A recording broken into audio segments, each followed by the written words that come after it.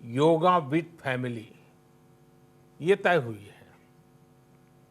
आज हम सब सामूहिक कार्यक्रमों से दूर रहकर घर में ही अपने परिवार के साथ मिलकर योग कर रहे हैं।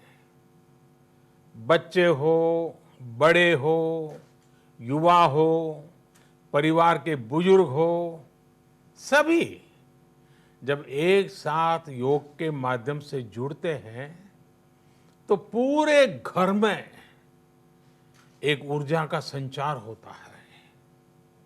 और इसलिए इस बार का योग दिवस, अगर मैं दूसरे शब्दों में कहूं तो ये भावात्मक योग का भी दिन है। हमारी फैमिली बॉन्डिंग को भी बढ़ाने का दिन है। साथियों, कोरोना पैंडेमिक के कारण आज दुनिया योग की जरूरत को पहले से भी अधिक गंभीरता से महसूस कर रही है। अगर हमारी इम्यूनिटी स्ट्रांग हो तो हमें इस बीमारी को हराने में बहुत मदद मिलती है। इम्यूनिटी को बढ़ाने के लिए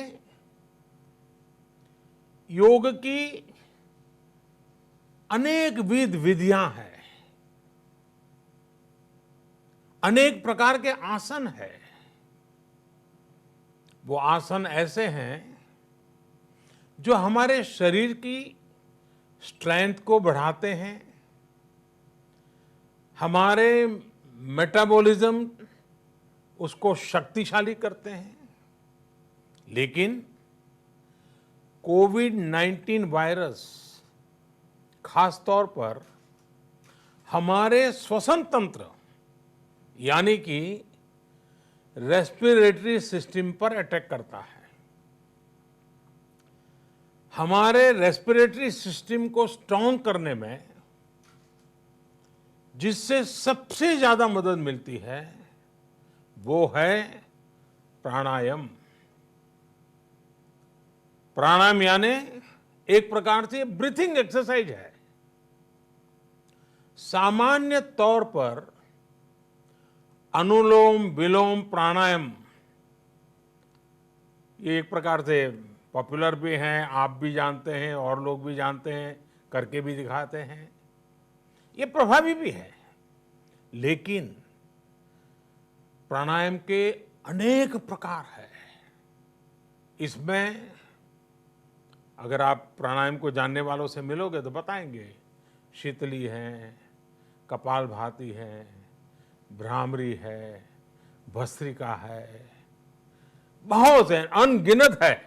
अब तो नए नए जुड़ते भी चले जा रहे हैं। योग की ये सभी विधाएं, ये तकनीक हमारे रेस्पिरेटरी सिस्टम और इम्यून सिस्टम दोनों को मजबूत करने में बहुत मदद करती है। इसलिए आपसे मेरा विशेष आग्रह है,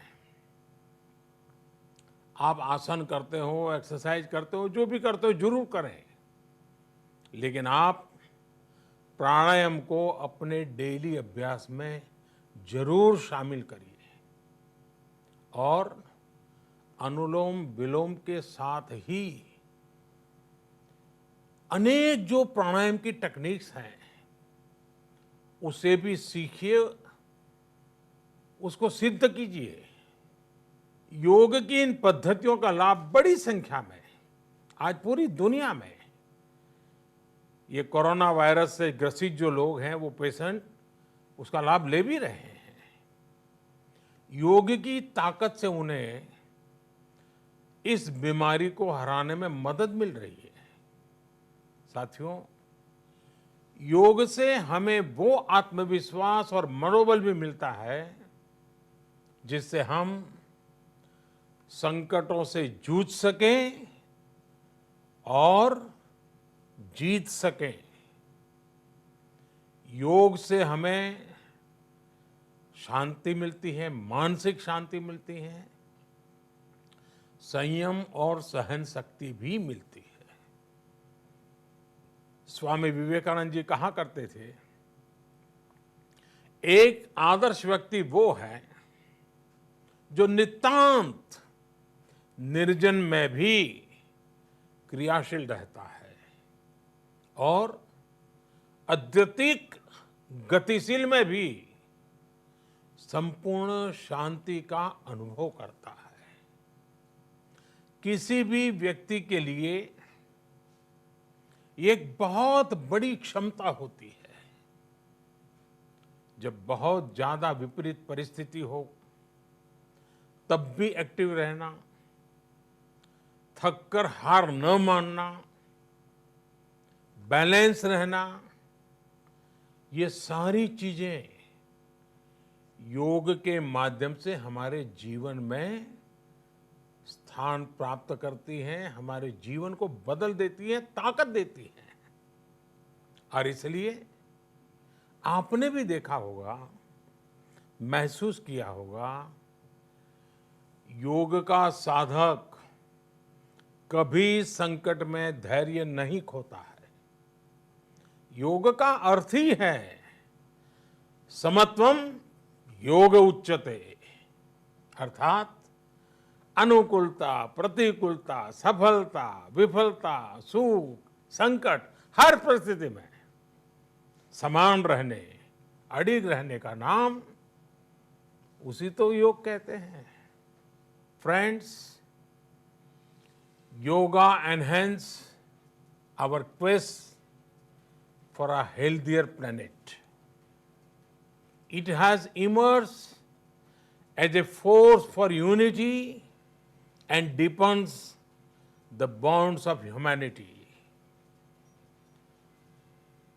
It does not discriminate. It goes beyond race, color, gender, faith, and nations. Anybody can embrace yoga. All you need is some part of your time and empty space. Yoga is giving us not only the physical strength, but also mental balance and emotional stability to confidently negotiate the challenges before us. Friends, if we can fine-tune our course of health and hope, the day is not far away when world will witness the success of healthy and happy humanity.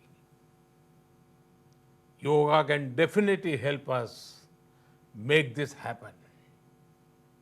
साथियों, जब हम योग के माध्यम से समस्याओं के समाधान की बात कर रहे हैं, दुनिया के कल्याण की बात कर रहे हैं, तो मैं योगेश्वर कृष्ण के कर्मयोग का भी आपको पुनः स्मरण करना चाहता हूं। गीता में भगवान कृष्ण ने योग की व्याख्या करते हुए कहा है, योगः कर्मसु कौशलम, अर्थात कर्म की कुशलता ही योग है।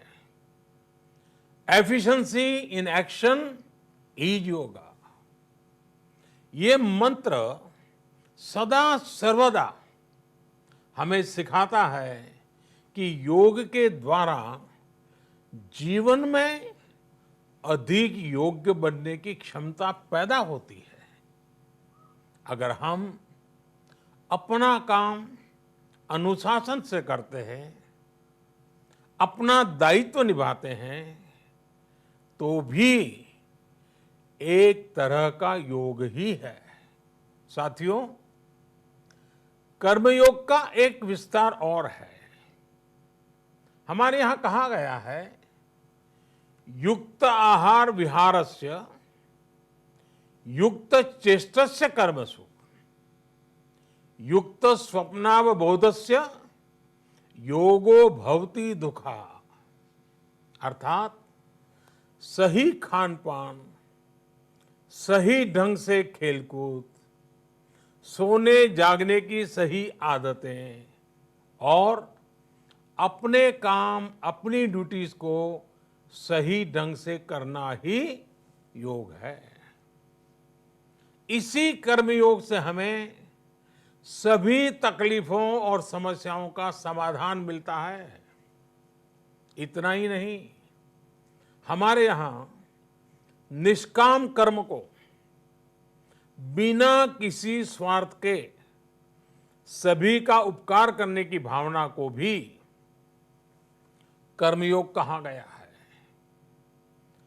कर्मयोग की ये भावना भारत के रग रग में रची बसी है। जब भी जरूरत पड़ी, भारत के इस निस्वार्थ भाव को पूरी दुनिया ने अनुभव किया है। साथियों, जब हम योग से चलते हैं, कर्मयोग की भावना से चलते हैं, तो व्यक्ति के तौर पर, समाज के तौर पर, देश के तौर पर हमारी शक्ति भी कई गुना बढ़ जाती है। आज हमें इसी भावना से संकल्प लेना है। हम अपने स्वास्थ्य के लिए, अपनों के स्वास्थ्य के लिए हर संभव प्रयास करेंगे। एक सजग नागरिक के रूप में हम परिवार और समाज के रूप में एकजुट होकर आगे बढ़ेंगे। हम प्रयास करेंगे कि yoga at home and yoga with family को अपने जीवन का हिस्सा बनाएं। ये सिर्फ एक दिन के लिए नहीं होना चाहिए। और अगर हम ये करेंगे तो हम जरूर सफल होंगे, हम जरूर विजयी होंगे। इसी विश्वास के साथ आप सभी को फिर से अंतर्राष्ट्रीय योग दिवस की अनेक अनेक शुभकामनाएं। लोकाः समस्ता सुखिनो भवन्तु। ओम